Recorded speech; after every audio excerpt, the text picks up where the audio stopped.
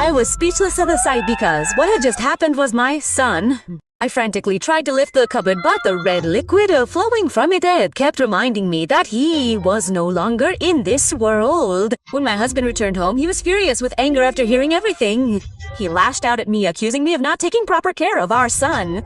His words pierced my heart like a knife. We, who once loved each other immensely, had now become enemies. I blamed myself for my son's death, and he too was tormented by the pain of being left.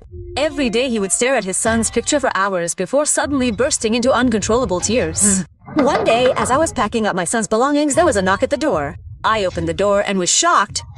My husband stood there, but his eyes were gone, without the coldness and distance that had been there for the past few days. He seemed unusually soft and gentle. I thought maybe he had forgiven me. Maybe we could have another child. Then he said, "I met your aunt on the street today." We had a wonderful conversation.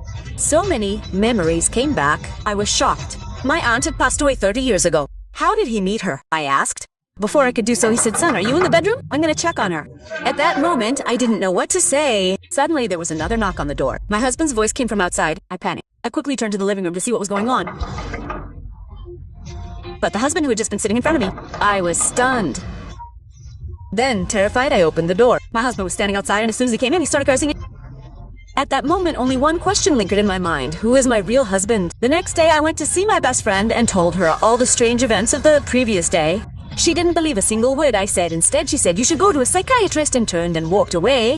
While returning home, I stopped. The same cupboard that I had in my house was lying on the road. I was looking at it in surprise when suddenly the cupboard started shaking and fell with a thud. Two black shadows appeared from behind the cupboard but disappeared in a moment. I ran home in fear. But that night, I felt even more terrible hatred. While sleeping, I was seeing a bad scene. But when I opened my eyes, I understood that this was not a scene but reality.